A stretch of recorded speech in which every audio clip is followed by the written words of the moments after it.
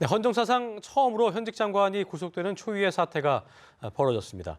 김기춘 전 청와대 비서실장과 조윤선 문체부 장관에게 구속영장이 발부된 건데요. 네, 속도를 내고 있는 특검의 블랙리스트 의혹 수사와 또 불붙고 있는 대선 주자들의 조기 대선 행보를 전문가와 함께 짚어보겠습니다. 네. 김우석 미래전략개발연구소 부소장, 배종호 세한대 초빙 교수 모셨습니다. 어서 오십시오. 어서 오십시오. 안녕하세요.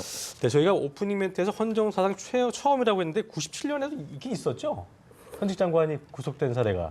저희가 알기로는 현직 장관으로는 조윤선 요 장관이 부분에서 화해를 처음으로 좀 알고 해봐야 될 것 있는데요. 같긴 아니요, 한데요. 그 장관 구속되기 전에 사퇴를 한 경우는 있었죠. 예. 그렇죠. 예. 지금 구속되기 전에 사퇴한 경우는 이제 예. 김태정 전 법무부 장관이 네네네. 원로비 사건은 문제가 돼가지고 예. 네. 구속 전에 예. 사퇴를 했고요. 또 그리고 이형구 노동부 장관도 그렇습니다. 뇌물 수수로 문제가 되니까 예. 구속 전에 스스로 옷을 벗어서 현재까지로는 언론에 따르면은 현직 장관 신분으로 구속된 것은 조윤선 문체부 장관이 처음이다. 자, 이렇게 어쨌든 전해지고 있습니다. 굉장히 나름대로 존재감이 있는 현직 장관의 또 구속영장 발부인데다가 예. 또 오늘 이 사퇴 표명까지 했는데요. 사의 표명까지. 그리고 또 황교안 권한대행이 이 사표를 신속하게 수리하겠다고 했기 때문에 빠른 시일 내에 사표가 수리될 것으로 보이고요. 왕 실장으로 불리우는 김기춘 실장도 이제 구속영장 발부가 됐습니다. 상당히 그런 점에서 의미가 있어 보이는데 일단 두 사람의 구속 결정 어떻게 보셨는지 한 말씀 들어볼까요? 일단은 어제는 이재용 그 부회장이 구속이 안 되면서 사회적으로 굉장히 큰 파장이 있지 않았습니까? 그런데 그 부분에 있어서는 지금 그 탄핵으로 가는 두 가지 다리 중에 하나예요. 뇌물이라고 하는 게 하나고 블랙리스트가 또 하나고 이 둘 중에 하나는 좀 가야 한다 이런 여론들이 있었는데 예. 역시 국가 경제를 위해서는 이재용 그 삼성의 경우는 좀 불구속으로 기소를 해가지고 법정 싸움을 하겠다 이런 거고 이번 같은 경우에는 역시 이건 증거 인멸의 그 우려가 있기 때문에 구속을 해야겠다 이렇게 판단한 것 같습니다. 그런 면에서는 존중할 부분이 있는 것 같고요. 결국 탄핵으로 가는 데 있어서 이 블랙리스트가 어떤 역할을 할 것이냐 그런 부분들이 가장 중요한 거 아니겠습니까? 그런 면에서 오늘 그 구속 결정은 탄핵에서 굉장히 중요한 모멘텀이 될 거다 이렇게 보여집니다. 상당히 네. 특검의 수사도 박차를 가할 것이다 이렇게 좀 보입니다. 일단 두 사람이 구속됐기 때문에 어떻게 보고 계십니까? 네, 이제 부소장께서도 말씀하셨지만은 이 블랙리스트 이 부분이 당초에 국회 탄핵 소추안에는 구체적 사유에는 포함이 되어 있지 않습니다. 그래서 예. 앞으로 참고 조항으로 삽입하겠다는 이제 그런 건데요. 이 부분이 앞으로 박근혜 대통령 탄핵 심판에 굉장히 중요한 요소가 될 것으로 보입니다. 왜냐하면 이 부분은 구체적인 물증이 있기 때문에 그렇습니다. 그리고 또 관련자들의 많은 진술과 증언이 있기 때문에 그러고요. 그리고 더구나 이제 이번에 구속된 김기춘 전 비서실장 같은 경우는 이제 왕 실장이라고 또 기춘 대원군이라고 불릴 정도로 당, 정, 청을 모두 사실상 장악을 했거든요. 그런데 이분이 이제 블랙리스트를 만들 때 과연 본인이 박근혜 대통령에게 보고를 하지 않았겠느냐, 또 지시를 받지 않았겠느냐라는 예. 부분에 대해서 다들 서로 묵인하에 또는 지시와 보고하에 진행이 됐을 거다 이렇게 보고 있고 실제로 이제 공소장에도 보면은 박근혜 대통령의 지시를 받아서 블랙리스트를 작성을 하고 또 관리를 하고 진행을 했다 이런 부분이 포함이 돼 있다고 그렇습니다. 그리고 또 더구나 이제 조윤선 장관 같은 경우도 이제 박근혜 대통령의 여자 신데렐라라고 할 정도로 이제 실무 장관이거든요. 예. 근데 이분 같은 경우는 이제 이런 블랙리스트가 굉장히 사실은 중대한 범죄입니다. 민주주의의 기본 가치를 흔들 거거든요. 사상의 자유, 표현의 자유, 그리고 언론의 자유를 흔드는 것이기 때문에 굉장히 중대한 범죄고 더구나 이런 범죄를 국가의 조직, 기관을 통해서 진행했다는 것이 굉장히 큰 문제인데요. 이런 부분에 대해서 이분들이 철저하게 그동안에 국회 청문회에서 위증을 했다는 것입니다. 그리고 또 증거 인멸을 했다는 것입니다. 예. 그래서 이번에 이제 영장 실질 심사 과정에서 담당 판사가 구속영장을 발부한 것도 워낙 중대한 범죄다. 그리고 두 번째 위증 또는 증거 인멸 이런 부분까지 고려를 해서 구속영장을 발부한 것으로 그렇게 됩니다. 분석이 됩니다. 예. 자, 조윤선 장관의 구속 그 시점으로 보면요. 사의를 표명하기 전이고 구속된 후에 이제 사의를 표명을 했습니다. 이 시점에 대해서는 어떻게 좀 해석을 해볼 수가 있을까요? 일단은 장관이 구속됐다는 건 정말 큰 사건입니다. 예. 그리고 지금이라도 사의를 표명했다는 건 다행스러운 일입니다. 그런데 문제는 그렇게 사의를 표명한 것이 이후에 있었는데 그게 문체부를 위한 거냐. 문체부를 위해서 했다라고 하면 그 전에 했어야 하는 거고. 예. 현직 장관이 아닌 상황에서 구속을 그렇죠. 당하는 게 더 낫다는 거죠. 그러니까, 예. 그리고 어차피 그 이번에 그만두나 그 전에 하나 차관으로 차관이 대행을 할 수밖에 없거든요. 예. 새로 장관을 뽑을 그 기간적으로도 그렇고 국회 상황도 그렇고 대통령도 이게 새로운 장관을 뽑을 수는 없는 상황 아니겠습니까? 예. 그럼 결국 차관이 하는 건데 결국은 이 부분에 있어서 그 뭐 명분적으로야 여러 가지 한계가 있지만 실무적으로 문체부의 업무와 관련돼서 특별한 변화는 없다는 거죠. 그런데 문제는 이런 경우에 개인적으로 직을 가지고 있는 게 유리하냐 아니면 던지는 게 유리하냐라고 하는 판단을 했던 것 같아요. 그런데 가지고 있어서 유리한 경우는 역시 임명권자가 힘이 있는 경우입니다. 그런데 지금 임명권자인 대통령이 힘이 없기 때문에 오히려 그게 부담이 될 수밖에 없다는 거죠. 그래서 아마 아주 냉정하게 법리적으로 논쟁을 한다고 하면 승산이 있다 이런 판단에서 직을 던진 것 같은데 그런 면에서는 조금 좀 늦지 않았나 이런 생각이 듭니다. 네, 제가 좀 첨언을 드리자면은 일반 공무원의 경우는 이제 구속이 되면은 처리를 할 수가 있습니다. 그러나 이제 차관급 이상의 정무직은 본인이 사퇴서를 내지 않으면 처리를 할 수 없어요. 그래서 구속 수감 중에도 사퇴를 하지 않으면 계속 급여가 나옵니다. 그리고 이제 조윤선 장관 같은 경우는 이제 대략 월 1,000만 원 정도 급여가 나온다는데 사퇴서를 이제 이번에 냈으니까 그나마 다행이지 이건 최소한 국민에 대한 도리라고 생각을 하고요. 그러면 이제 조윤선 장관 같은 경우도 굉장히 머리가 명석하고 또 예의를 아는 부분인데 왜 이렇게 직을 고수를 하려고 했을까라는 그런 부분이 굉장히 좀 궁금하게 돼요, 개인적으로. 안 될 거라고 생각했을까요? 그런 부분도 있었을 거라고 보십니까? 제가 볼 때는 뭐 구속이 안 되리라고 생각이 좀 어려웠을 것 같아요. 왜냐하면 워낙 물증들이 있고 수많은 사람들의 증언이 있기 때문에. 그런데 아마 이제 이게 박근혜 대통령의 탄핵 심판과도 좀 연관이 있다. 본인이 이렇게 생각했을 것 같아요. 그렇지만 이제 심경의 변화를 일으킨 것 같아요. 이건 더 이상 버틸 수가 없다.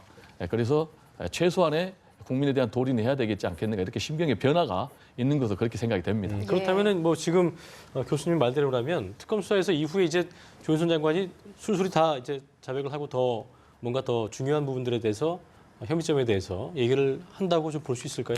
그러기는 쉽지 않을 것 같습니다. 지금 사실 지금 구속 전에 직을 던진다라고 하는 건 어떻게 보면은 혐의를 인정하는 거 아니겠습니까? 그런 경우에는 결국 뭐 본인 재판에도 문제가 될 수 있지만 탄핵 재판 이 전체에 대해서 문제가 생길 수 있기 때문에 그 부분에 대해서는 지금까지는 참아왔던 거고 일단 구속이 됐으면은 그런 명분이 없어졌으니까 던진 거죠. 그리고 아까도 말씀드렸지만 결국은 그 개인으로 보아서는 이건 무죄를 주장할 수밖에 없는 거예요. 결국 그 무죄를 주장하기 위해서는 대통령이 지시하고 그게 실행되는 그 중간에 나는 잘 몰랐다. 그걸 그러니까 수동적인 역할이었다고 이제 강조한다 그 얘기신 거죠? 예. 그렇게 할 수밖에 없는데 그렇다고 하면 이 연결고리가 끊어진다. 이렇게 볼 수가 있는 거죠. 그러니까 아마 법정에서 협조적이기는 굉장히 힘들 거라고 보여집니다. 그래서 결국 계속 모르고 부정하고 이런 쪽으로 가지 않을까 이런 생각이 듭니다. 네. 알겠습니다. 자, 헌재 탄핵 심판 결정이 이제 2월 말에 내릴 가능성이 뭐 힘이 실리고 있는데요. 일단 특검의 칼날 남은 곳은 이제 박 대통령뿐인 것 같은데 어쨌든 대면 조사 추진 중이잖아요. 네. 이 부분이 이루어질 수밖에 없을 것 같긴 한데 어떻게 네. 좀 예상을 해볼 수 있을까요? 이루어질 수밖에 없을 것 같지 않습니다. 어떻습니까? 예. 왜냐하면 이제 지금 특검 입장에서는 예. 박근혜 대통령을 직접 대면 조사해야죠. 그렇지만 박근혜 대통령 입장에서는 만약에 특검 대면 조사에 응할 경우에 득보다 실이 많다면은 응할 이유가 없지 않겠습니까? 그런데 지금까지 박근혜 대통령의 행보를 보면은 계속해서 검찰 수사를 3차례나 거부했습니다. 그리고 지금 특검에 대해서도 정치적 중립을 얘기하고 있거든요. 그런데 중립적인 특검이 아니라고 주장을 하면서 이 특검 검사 조사에 제가 볼 때는 응하지 않을 가능성이 굉장히 높다. 수사에 협조를 한다고 했지만 네. 또 보이콧의 이유로 중립성을 얘기할 것이다. 그 가능성이 이제 왜 높냐면은 막상 이제 대면 조사를 하면은 그냥 뭐 구름 잡는 얘기를 검찰에서 특검이 하는 건 아니고 구체적인 증거 물증을 가지고 조사를 할 거거든요. 근데 이제 블랙리스트 같은 경우는 워낙 물증이 구체적으로 다 있지 않습니까? 예. 그리고 뇌물 같은 경우도 수수 같은 경우도 여러 가지 사실관계가 다 있고 그럼 이 부분에 대해서 본인이 뭔가 말을 해야 되거든요. 묵비권 행사할 수는 없거든요.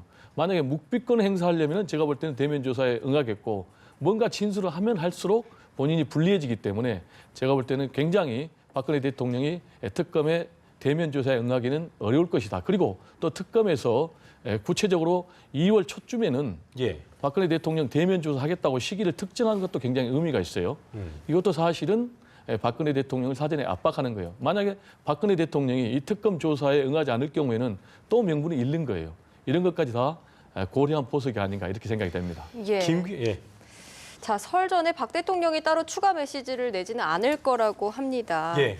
자, 잘한 대응인지도 궁금하고요. 또 지금 증거들도 계속 나오고 증언들도 나오는 상황에서 어떤 또 다른 카드가 있을지도 궁금합니다. 사실은 지연 전술이라고 하는 게 계속 그 했던 스탠스예요. 그런데 그 지연 전술이 결과적으로는 헌재가 이 사건을 굉장히 박차를 가하는 그 근거로 활용이 된 거죠. 그렇죠. 지연 전술 자체는 의도가 있지만 그 의도가 관철되지 않았다. 그러면은 다른 전략을 쓸 수밖에 없습니다. 지금 그런 면에 있어서 고민이 됐던 것 같아요. 그래서 일단은 뭐 숨고르기 하는 것 같은데 제가 그 바라기에는 결국은 대통령이 다시 얘기를 하려고 하면은 그 탄핵 결정 이상의 효과를 낼 수 있는 결단을 발표하는 것. 그것이 오히려 탄핵 과정에 있어서 유리한 국면을 만들 수도 있고 또 국가적으로도 굉장히 의미 있는 일이 아닌가라고 생각이 듭니다. 그래서 결국은 탄핵을 통해서 정지되는 것과 거기에 그 버금가는 결단은 뭐냐? 기각이 되더라도 인용이 되지 않더라도 나는 언제까지 물러나겠다라고 하는 걸 보여줌으로써 사실 끌려나가는 것보다는 떳떳하게 나가는 게 좋은 거 아니겠습니까? 그런 그 의사표시를 하면은 탄핵에서 서두를 필요도 없고 예. 또 정치 일정 자체도 지금같이 불확실하게 갈 리가 없습니다. 그런 면에서 지금 대통령이 사실은 약간 지연 전술이 대선 후보들 그 다음 선택의 검증 과정은 시간을 벌어준 측면은 있어요. 그런데 그거는 지금 그 임계치가 넘어섰고 그 다음에 해야 할 건 특정하게 시간을 정해서 물러나겠다고 얘기함으로써 네. 가시적인 스케줄을 보여주는 것. 그것이 더 의미 있는 거 아닌가 이런 생각이 듭니다. 네. 자, 일단 뭐 조윤선 장관은 전 장관이 되겠죠 이제 오늘 2시에 특검에 출석을 해서 조사를 받는다고 하고요. 또 김기춘 전 실장은 불출석 사유서를 제출했다고 하니까 일단 조 전 장관이 이제 오늘 출석해서 어떤 또 얘기를 나눌지 저희가 좀 짚어봐야 될 것 같고요. 시간 관계상 저희가 대선 관련 얘기를 좀 해보겠습니다. 설 명정 이 코앞으로 다가왔고요. 이제 그 밥상 민심 때문에 특히나 이제 뭐 조기 대선 가능성이 좀 커지면서 굉장히 다들 대권 잠룡들의 발걸음이 바빠진 것 같습니다. 특히나 반기문 전 총장 행보가 굉장히 광폭이다. 뭐 이걸 넘어서 오버페이스다 이런 분석도 있던데 어떻게 보고 계세요? 현재까지의 그 행보에 대해서. 지금 반기문 전 유엔 사무총장 같은 경우는 이제 광폭 행보는 맞죠. 왜냐하면 하루에 600km가 넘는 그런 이동을. 동선이 기시더라고요, 보니까. 그렇죠. 예. 그럼 이제 왜 이렇게 제가 볼 때 좀 산만할 정도로 이렇게 광폭 행보를 했을까 좀 나름대로 생각을 해봤거든요. 아마 본인 입장에서는 고령이라는 부분이 좀 약점으로 문제 제기가 들어올 것 같으니까 정말 엄청난 체력, 스태미나를 보여주기 위해서 그렇게 광폭 행보를 했을 것 같아요. 거기에다가 에너지 그게 굉장히 중요한 부분이거든요. 거기에 플러스 이제 국민 대통합 얘기를 했지 않습니까? 그러니까 충청, 영남, 호남을 총 아우르는 이제 그런 행보를 했을 것 같아요. 근데 문제는 이렇게 광폭 행보를 했으면은 지지율이 광폭으로 올라야 되는데 예. 지지율이 정체라는 것입니다. 예. 그 이유를 좀 듣고 싶습니다. 그럼 이제 지지율이 정체라는 얘기는 이게 굉장히 좀 이해가 가지 않는 게요. 일단 반기문 유엔 사무총장 같은 경우는 해외에 있어도 한때 지지율 1위를 달렸지 않습니까? 그렇습니다. 예. 그리고 여전히 양강 구도를 지금 점하고 있는데 그럼 귀국하면 이른바 컨벤션 효과가 나와야 됩니다. 예. 그럼 대략 한 5% 정도는 보거든요. 근데 전혀 요동하지 않다는 얘기는 5% 정도가 내려갔다고 그렇게 봐야 돼요. 그럼 왜 이렇게 내려가지 않았을까라는 부분에 있어서 정확한 칼날을 보여주지 못하고 있기 때문에 반기문 전 총장에 대한 지지층이 좀 결집을 안 한 것 같아요.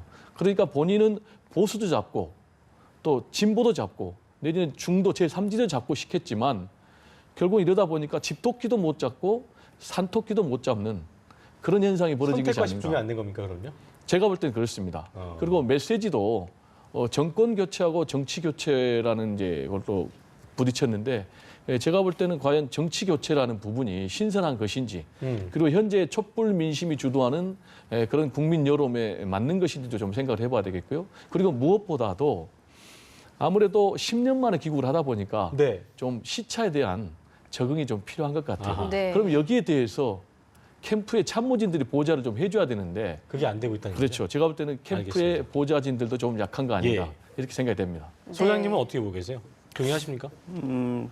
전체적으로는 동의를 하죠. 그런데 지금 광폭 행보가 아까 산만하다고 표현하셨는데 많은 경우 우왕좌왕한다라고 하는 얘기들을 많이 해요. 여의도에서는 지금 좀 얘기하고 싶은 게 뭐냐. 그것이 명확해야지 보수들을 결집할 수 있을 텐데 그런 얘기를 하는 거고 오히려 정치권을 비껴나가 있을 때는 막연하게 지지하는 사람들이 있는데 막상 현실이 되니까 따져봐야 할 게 많지 예. 않습니까? 이런 부분들에 대해서 전략적으로 접근하지 못했다. 그런데 그럼에도 불구하고 한 일주일 지난 다음에 반기문 총장이 구설에 오는 기자에게서 나쁜 X 뭐 이렇게 해가지고 얘기를 했다는 건 사람들이 뭐 많이 비판을 하는데 저는 일단 긍정적으로 보고 싶습니다. 왜 그러냐면요.